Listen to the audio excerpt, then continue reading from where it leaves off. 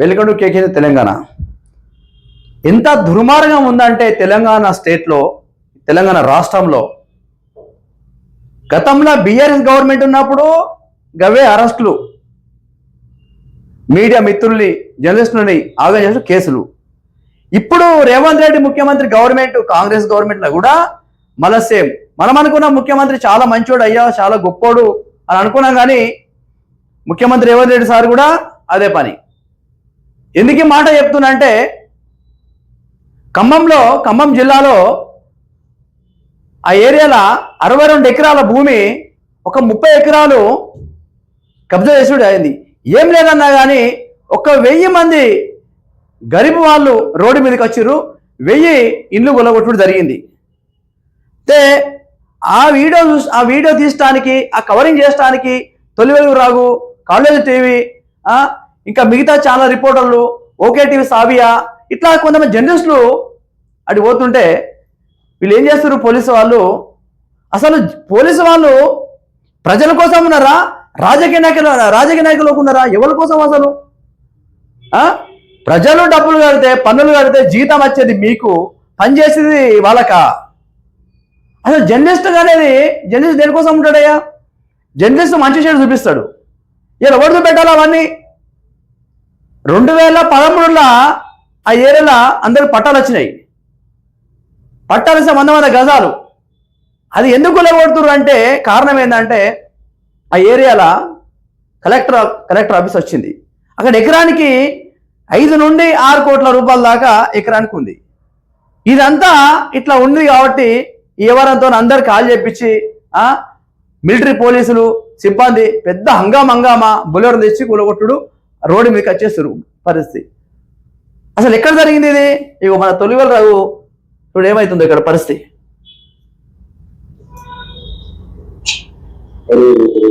ఇంత ఘోరం. అసలు అదే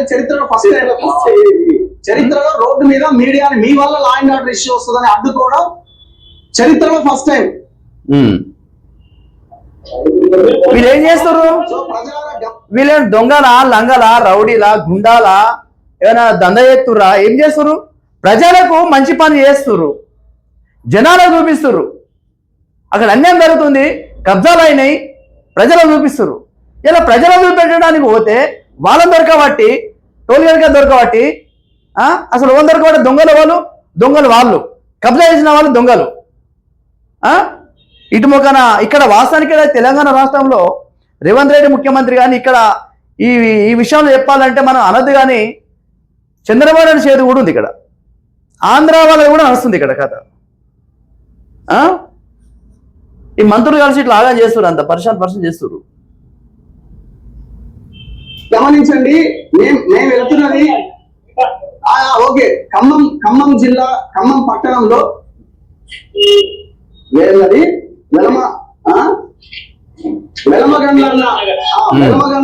సరే, ఇదంతా మనకు తెలిసిన విషయమే. అయితే ఇలా చూడు ఎట్లా కూతుకపోతున్నారు గొర్ర.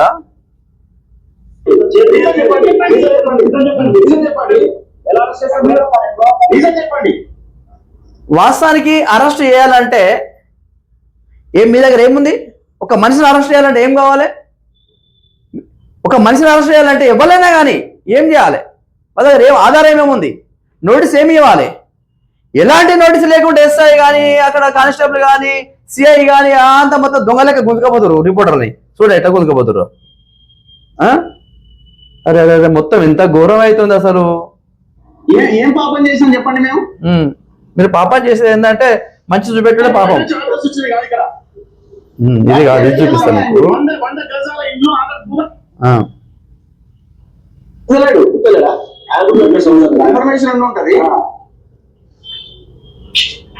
ఎంత పరిశాన్ ఉందా అని అసలు. చెప్పండి,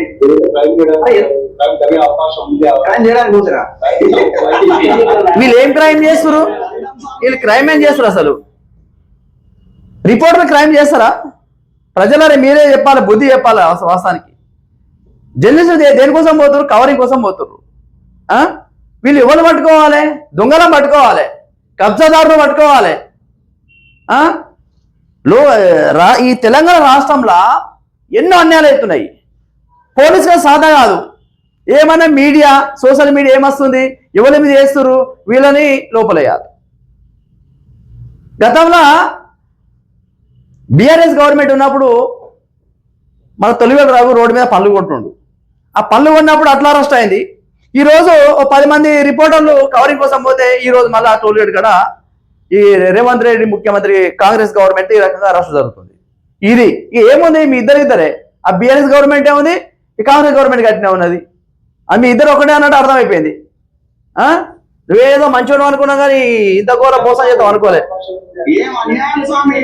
అన్యాయమే కాదు బ్రదర్, మొత్తం అన్యాయమే. ఇప్పుడు ఎట్లా కూసుకోపోతారు వీళ్ళని.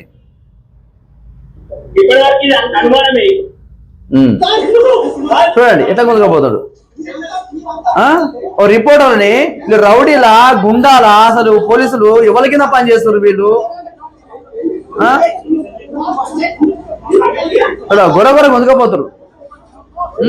వాళ్ళు ఏం చేసారు, ఏం తప్పు చేసారు అని గుంజుకపోవడం అంతగానం. దేనికోసం గుంజుకపోవాలి. ఇది దిక్కుమాల పరిస్థితి అయిపోయింది తెలంగాణ గవర్నమెంట్ లో. ఎప్పుడైతే కాంగ్రెస్ గవర్నమెంట్ అయితే మొత్తం రౌడీ రాజ్యం అయిపోయింది.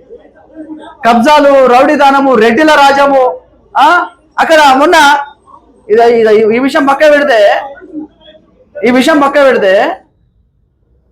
2 నెలల పాప సాకల వాళ్ళు మల్లన్న జాతర పోతే 2 నెలల పాప, ఆ పాపని చంపేస్తారు.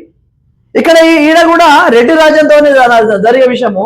అక్కడ రెడ్డిలే కబ్జా చేసింది కూడా.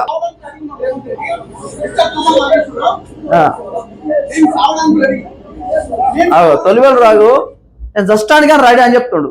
అసలు ఇది అంతా ఎందుకు, ఎట్లా ఏం దేనికోసం వీళ్ళు పోతున్నారు మీకు అది చూపిస్తాను. మీకు అది కూడా చూపిస్తాను మీకు. ఇది పరిస్థితి ఇక్కడ. ఇదంతా భూమి, పోలీస్ సిబ్బంది ఇదంతా ఖాళీ చేపిస్తుర్రు. ఈ ఖాళీ చేపిస్తే ఇదంతా చూపెట్టడానికి, కవరింగ్ చేయడానికి పోతుంటే వీళ్ళని ఆపి ఆగమాగం చేసి పోలీస్ స్టేషన్లో పొద్దున తీసుకపోయి సాయంత్రం కొంచి ఎట్లా వీళ్ళ పరిస్థితుడు ఎట్లా బాధపడుతున్నారు, ఎట్లా ఏడుతుర్రు. ఇంతమంది పోలీసు వాళ్ళు, ఇంత సిబ్బంది కాల్ చేపించడానికి ఎంత మోసము. పాపం దొరుకుతుంది మీకు. ముఖ్యం పోదేది చూడు, అమ్మాయి ఎట్లా ఏడుతుంది.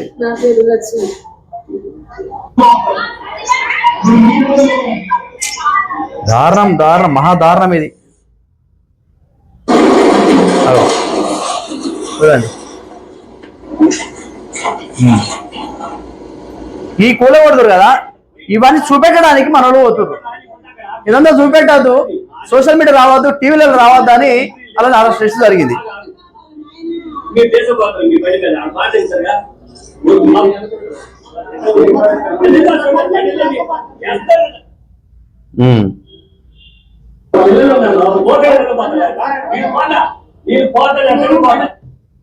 వీళ్ళు అలా బిడ్డ, భార్య, కొడుకు దండం పెడితే కాలు మొక్తాం మాంచం సార్, ఆ కిటికీలు తీసుకుంటాం సార్, ఆ దర్వాలు తీసుకుంటాం సార్.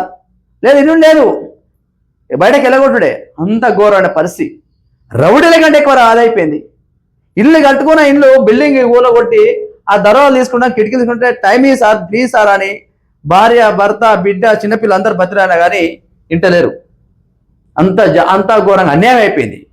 ఈరోజు మొత్తము 1000 మంది కుటుంబాలు రోడ్డుకి తీసుకొచ్చిండు ఈ రేవంత్ రెడ్డి ముఖ్యమంత్రి. కనిపిస్తలేదా మరి ఇది? ఎందుకు పాపం కట్టుకుండు? 2013లో పట్టాలు వచ్చినాయి అయ్యా వాళ్ళకు. మీరు కొత్త ఇష్యూడ్ ఏముంది? జనాలకు మంచి పని చేయరు. ఈ మోసాలు, ఈ కబ్జాలు ఇదేంది? ఇట్లా అడిగిరా అనుకో అది జైలు పాలే. అసలు వాస్తవానికి తెలంగాణ రాష్ట్రంలో జర్నలిస్ట్కు రక్షణ లేదు. మంచి చేసేవా ఎవడన్నా జోక్తారా అనుకో వాళ్ళకేం కాదు. కానీ న్యాయంగా మాట్లాడి, న్యాయంగా వీడియో తీసి, న్యాయంగా మాట్లాడితే వాళ్ళకి ఇలాంటి రక్షణ లేదు. గతం చూసినాం కదా, తీర్మానం మల్లన్న కేసులు, తొలివేలరావు కేసులు, మిగతా సోషల్ మీడియా కేసులు, అటు ఒకే సావ్య మీద, జర్నలిస్ట్ శంకర్ మీద కేసులు, ఇట్లా చాలా మంది కేసులు జరిగినాయి. చాలా మంది జైలుకు వచ్చారు. అదే ప్రకారము ఇప్పుడైతే అది దుర్మార్గం, అయితే అది మొత్తం అన్యాయం. దుర్మార్గం అంటే మొత్తం దుర్మార్గమే. 1000 మంది గరీబ్ వాళ్ళు రోడ్డు మీదకి వచ్చిరయ్యా. దీనికి ఎవరు కనిపిస్తలేదా? మీ ఎమ్మెల్యేలకు, మంత్రులకు, ముఖ్యమంత్రులకు. అక్కడ 3 మంత్రులు ఉన్నారు, పొంగిరెడ్డి శ్రీనివాస్ రెడ్డి అని. మరి మన బట్టి విక్రమానికి మంత్రి వీళ్ళందరికీ ఎందుకు అనిపిస్తలేదు? ఈ రాజకీయ నాయకులు ఎందుకు అనిపిస్తలేదు? మన రేవంత్ రెడ్డి ముఖ్యమంత్రి ఎందుకు అనిపిస్తలేదు? ఇంత అల్లరైతుంది, గొడవలు అవుతున్నాయి, కేసులు అవుతున్నాయి. అక్కడ మొత్తం రోడ్డు మీకు వచ్చి ఏడుతురు, అవ్వో అయ్యని మొత్తుకుంటురు. ఎందుకని ఇవన్నీ కనిపిస్తలేవు సార్ మీరు? మీకు ఎందుకు ఓటేసినవారో నాయన అనుకుంటుర్రు? ఇది తెలుసా మీకు?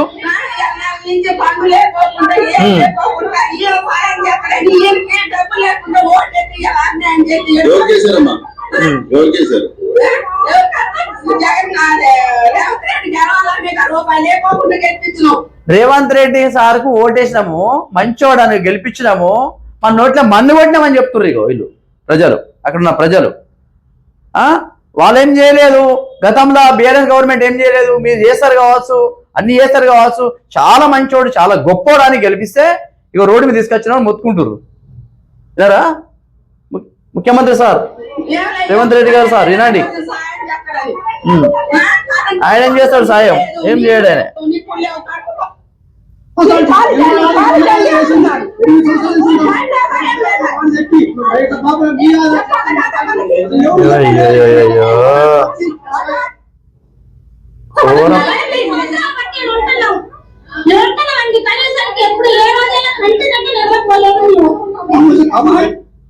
ఆడ 8-9 ఏళ్ళ ఉంది వీళ్ళు ఉంటూరు. అక్కడ ఓ కరెంటు లేవు, ఓ నీళ్లు లేవు. నీళ్ళు ఎప్పుడు 10 రోజులకు ఒకసారి, కరెంటు 1 గంట 2 గంటలు ఇవ్వాలి, కరెంట్ తీసేయాలి. అట్లాంటి పరిస్థితి వాళ్ళకి వచ్చింది. ఎంత ఘోరమైన పరిస్థితి అక్కడ ఉన్న వాళ్ళదంటే చాలా అంటే ఘోరమైన పరిస్థితి.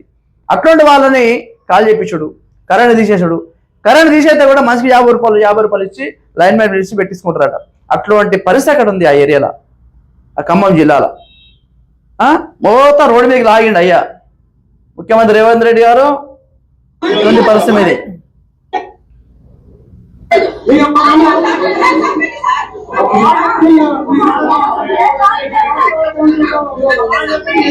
రోడ్డు మీకు వచ్చారు, చెప్తున్నపోతే పోలీసు వాళ్ళతోని లాఠీ చార్జ్, మిలిటరీ వాళ్ళు లాఠీ చార్జ్, ఎవరు మరల పడితే వాళ్ళ పైన దాడి. అదే ఏరియాలో గుడిసెలు గొలగొట్టుడు ఆగమయ్యేసి ఇది పరిస్థితి. ఎందుకు మనం ఈ మాట చెప్తున్నామంటే, ఇటు జర్నలిస్టుల మీద రక్షణ లేదు. అక్కడున్న 100 గజాలు, ఒక్కొక్కరు 100 గజాలు పట్టా ఇచ్చుడు జరిగింది. ఆ పట్టణాన్ని గుంజుకున్నారు, భూమి మొత్తం గుంజుకున్నారు, మొత్తం రోడ్డు మీద తీసుకొచ్చారు. ఇది పరిస్థితి. ఎందుకంటే ఇలా బీసీ బిడ్డలకు అన్యాయం జరుగుతుంది. అక్కడ ఉన్నంత బీసీ, ఇటు అరెస్ట్ అయిన వాళ్ళు మా బీసీ బిడ్డలే, అక్కడ ఉన్న వాళ్ళు కూడా బీసీ బిడ్డలే. ఎటు జరిగినా బీసీ బిడ్డలకు అన్యాయం జరుగుతుంది. రెడ్డి వాళ్ళు బాగానే ఉన్నారు, అందరు బాగానే ఉన్నారు. ఇక్కడ మోసపోయేది మనము, మన బతుకులు మొత్తం ఇట్లా వేసుడు జరుగుతుంది. దీనికి అన్యాయం అనేది ఆగుడు కాదు. ఖచ్చితంగా బుద్ధి చెప్పడానికి రోజులు దగ్గర ఉన్నాయి. బీసీ మొత్తం ఒకటైతుంది. ఇటువంటి అన్యాయం ఎక్కడైనా కానీ బుద్ధి చెప్పడానికి జనాలు కూడా చూస్తారు, జనాలు కూడా చెప్తారు, ప్రజలు చూస్తారు, ప్రజలకు అన్ని అర్థమవుతున్నాయి. ఏం చేస్తున్నారు, ఏ గవర్నమెంట్ ఏం చేసింది, అటు బీఆర్ఎస్ ఏం చేసింది, ఇటు కాంగ్రెస్ ఏం చేసింది అని కూడా ప్రజలకు అర్థమవుతుంది. ముఖ్యంగా బీసీలు అందరికీ అర్థమవుతుంది. ఇలా నువ్వు బీసీల 10-12 మందిని అరెస్ట్ చేసారు, వాళ్ళు కూడా బీసీ బిడ్డలే. అక్కడ ఉన్న ఖమ్మం జిల్లాల ఆ ఏరియాలో 100 గజాలు, 1000 పట్టాలు, 1300 పట్టాలు ఇచ్చారు. దాదాపు ఏం లేదని 62 ఎకరాల భూమి, అది 30 ఎకరాలు కబ్జా చేశారు. ఆ 30 ఎకరాలల్లా ఎందుకు అంటే దేనికోసము, రేట్ ఎక్కువ పెరిగింది కాబట్టి, ఆడ కలెక్టర్ ఆఫీస్ పడ్డది కాబట్టి, ఎకరానికి 5 కోట్లు 6 కోట్లు ఉంది కాబట్టి ఇదంతా డ్రామా వేసి కాల్ చేపించి కబ్జా చేస్తున్నారు.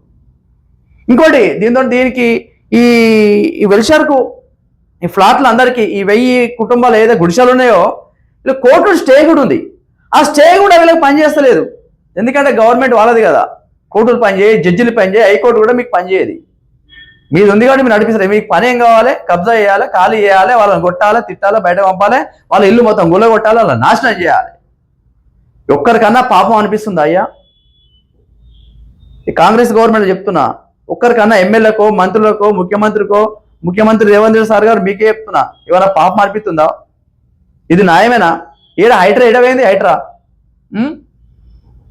చల్లబడ్డది, హైడ్రా పని అయిపోయింది. ఇక హైడ్రాల విషయంలో ఉన్ననుకో న్యాయం, లేనుకో న్యాయం. బయట తీసుకొచ్చిరు గతంలో మొత్తం దూసు వెళ్ళిపోయింది. ఇప్పుడు ఏమైందయ్యా? అయిపోయింది, చల్లబడ్డది. ఇది అక్కడున్న పరిస్థితి అట్లున్నది.